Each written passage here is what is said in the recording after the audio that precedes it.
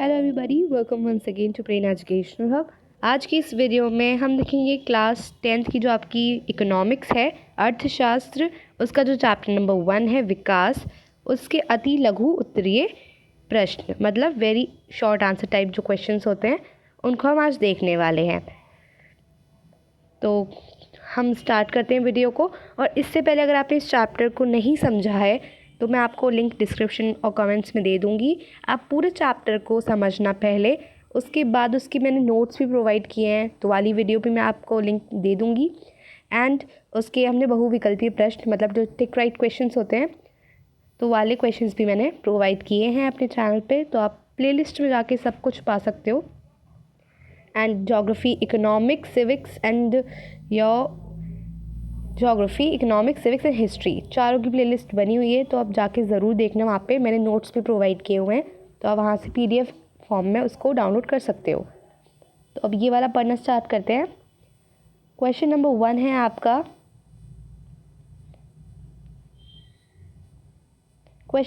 आपका, मानव विकास से क्या तात्पर्य है। तो आपको बताना है जो ह्यूमन डेवलपमेंट है उससे क्या तात्पर्य है। आप चाहे तो ये वाला आंसर लिख सकते हो, या फिर अगर आपको अपना कोई आंसर लिखना है तो you can easily right that answer also. तो आपका आंसर यहाँ पे दिया हुआ है, मानव विकास का अर्थ है एक व्यक्ति का इस प्रकार से विकास किया जाए कि वह अपनी प्रतिभा के अनुसार सृजनात्मक जीवन बिता सके। मतलब जो उसके अंदर पोटेंशियल है, जो उसके अंदर प्रतिभा है, उसके ही अनुसार वो काम करे और अपनी जो सृजनात्मकता है, मतलब जो भी अपनी क्रिएटिविटी के थ्रू अपने जीवन को एक अच्छा बेहतर जीवन बना सके, ये हमारा मानव विकास का तात्पर्य है।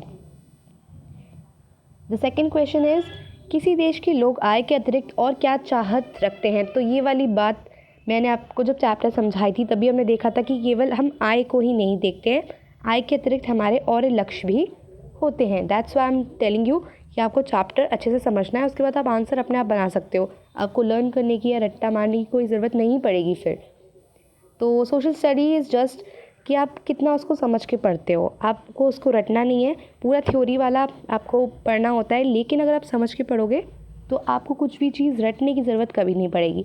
इसलिए क्वेश्चन आंसर को भी बस जस्ट हमें पढ़ना होता है और उसका आंसर हमें ऑलरेडी पता होना चाहिए, ताकि आपके एक अच्छे से मार्क्स आए आपके एग्ज़ाम में, जो कि मैं चाहती हूँ आपके आए।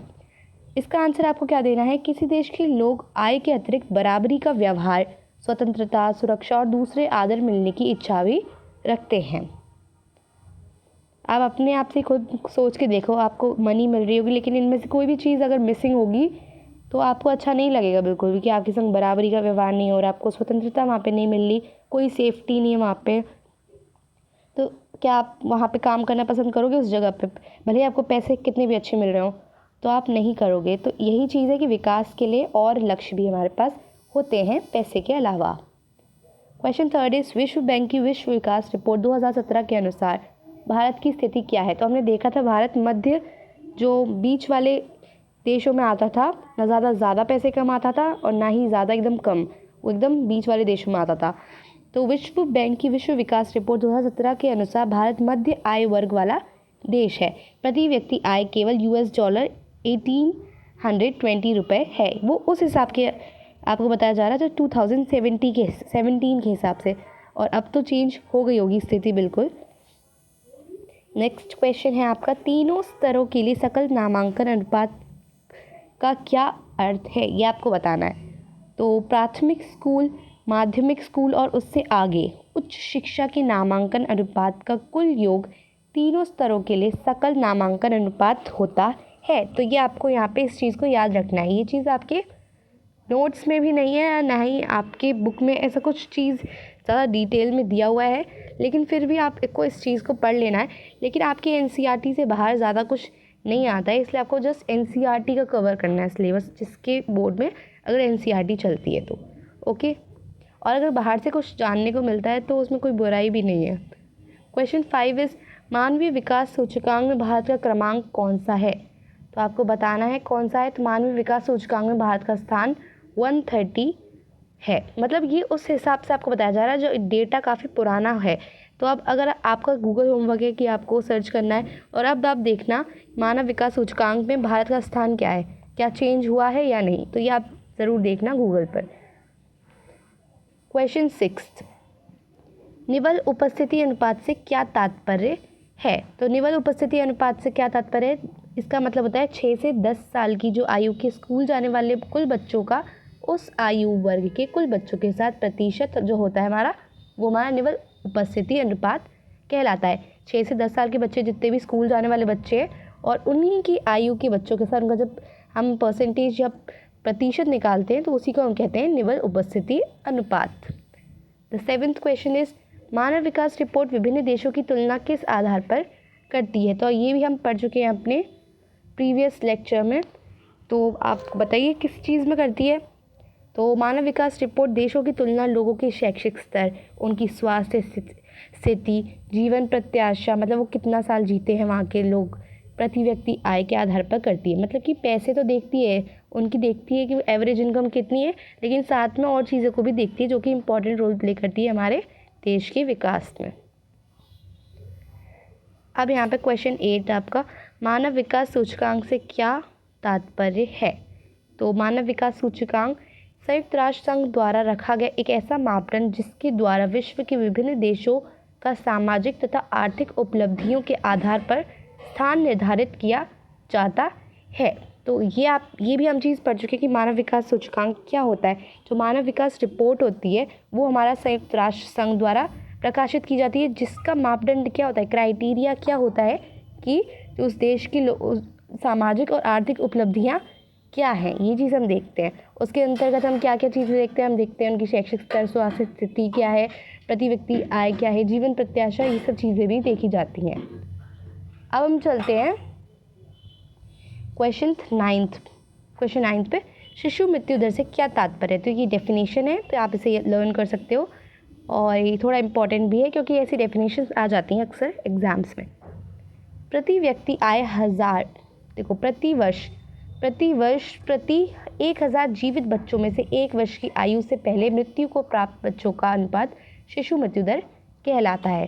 तो ये आप लिख सकते हो अपने एग्जाम में अगर आएगा तो। द क्वेश्चन 10th इज, साक्षरता दर से क्या तात्पर्य है? तो इसका उत्तर होगा 7 वर्ष और उससे अधिक आयु के लोगों में साक्षर जनसंख्या के अनुपात को साक्षरता दर कहते हैं। मतलब कि जो 7 वर्ष के ऊपर की अधिक आयु वाले लोगों में कितने लोग पढ़े लिखे हैं, उनकी जनसंख्या का जो अनुपात होता है वो हमारा साक्षरता दर कहलाता है। क्वेश्चन 11 इज, प्रति व्यक्ति आय से क्या तात्पर्य? मतलब एक चीज़ हमने ये देखी थी कि प्रति व्यक्ति आय को एक और नाम से हम बुलाते हैं। अपने लेक्चर जब हमने पढ़ा था चैप्टर लेक्चर में आपने देखा था, तो जल्दी से आप कमेंट्स में बताइए कि प्रति व्यक्ति आय को और किस नाम से हम बुलाते हैं। तो एक देश के सामान्य निवासियों द्वारा अर्जित आय को प्रति व्यक्ति आय कहते हैं। तो ये आपका आंसर हो जाएगा। अदरवाइज जो मैंने नोट्स में आपको डेफिनेशन लिखवाई है आप वो भी लिख सकते हो। तो 12th क्वेश्चन इज, धारणीय विकास से क्या तात्पर्य है? धारणीय मतलब वही वाली बात आ गई हमारे पास, क्या होती है कि पर्यावरण की जो बचाव के लिए और आने वाली पीढ़ी के लिए जो हम रखते हैं विकास को मद्देनज़र रखते हो कि उनके जब भावी पीढ़ी आएगी, मतलब जो आने वाली पीढ़ी के लिए भी हमें वो चीज़ बचा के रखनी है, तो वही जो हमारी है धारणीय विकास होता है, जिसे हम सतत पोषणीय विकास भी कहते हैं। ये भी हमने पढ़ चुके हैं हम, तो ये भी आप बना के लिख सकते हो अगर आप बनाना चाहो तो। देश का आर्थिक विकास तो हो लेकिन पर्यावरण में किसी प्रकार की क्षति ना पहुँचे और ना ही आने वाली पीढ़ी को किसी तरह की दिक्कत का सामना करना पड़े, ऐसे विकास को हम धारणीय विकास कहते हैं। और ये क्वेश्चन धारणीय विकास और सतत पोषणीय विकास, ये भी आ सकता है कि सतत पोषणीय विकास से क्या तात्पर्य, तो आंसर दोनों में सेम जाना है। 13th क्वेश्चन आपका, आर्थिक विकास से क्या तात्पर्य है? तो आपको बताना है आर्थिक विकास वह परिस्थिति है जिसमें कोई देश अर्थव्यवस्था के क्षेत्र में इतनी प्रगति करे जो कि उनकी जनसंख्या वृद्धि दर से अधिक हो। मतलब कि इतना वो अपने अर्थशास्त्र के क्षेत्र में प्रोग्रेस पर जाएं कि उनकी जो जनसंख्या वृद्धि दर है उससे ज़्यादा हो जाए उनकी जो उनकी इकोनॉमिक पोजीशन है लोगों की, मतलब कि वो ज़्यादा पैसे कमाएं। नॉर्मल सी बात, पैसे ज़्यादा होंगे तो हमारा आर्थिक विकास होगा। 14th क्वेश्चन आपका, राष्ट्रीय आय से क्या तात्पर्य है? तो एक लेखा वर्ष में देश के अंदर सभी आर्थिक क्रियाओं से प्राप्त आय में जब विदेशों से प्राप्त आय को जोड़ते हैं तो राष्ट्रीय आय प्राप्त होती है। मतलब जब एक साल है कोई, एक लेखा वर्ष मतलब एक साल, ठीक है, 1 साल में जितना भी अंदर से देश में जितनी भी आर्थिक क्रियाएं हो रही हैं उनसे प्राप्त जो भी अंतिम जो भी रुपए होते हैं हमारे, जो भी लास्ट प्रोडक्ट की जो भी बिक्री होती है, जो भी हम कमाते हैं, मतलब वो जितना हम स्पेंड करते हैं, तो वो सब चीज़ें मिलाकर प्लस जो विदेश से आ रहा है हमारे पास इनकम, उसको मिलाकर जो हमारा निकलता है वो हमारा राष्ट्रीय आय होता है। और जो हमने देखा था प्रति व्यक्ति आय क्या होता है, अपने लेक्चर में जो हमने पढ़ा था, प्रति व्यक्ति आय होती है कि देश की जो जनसंख्या होती है उसकी जो एवरेज होती है उसको हम कहते हैं। तो उसमें बाहर का कुछ ऐड नहीं होता है, लेकिन राष्ट्रीय आय में हम फॉरेन एक्सचेंज भी मिलाते हैं। तो ये वाली हमारे 14th क्वेश्चन तक पूरा ये हमने देखे थे, कुछ वेरी शॉर्ट क्वेश्चन आंसर्स। अब हम मिलेंगे अपनी नेक्स्ट वीडियो में नेक्स्ट चैप्टर के साथ, जो कि आपका नेक्स्ट चैप्टर होगा आपकी एनसीईआरटी बुक का। उसको हम देखेंगे, उसकी नोट्स डिस्कस करेंगे फर्स्ट वीडियो में, एंड देन हम उसके क्या करेंगे, लेक्चर्स प्रोवाइड करूँगी मैं आपको।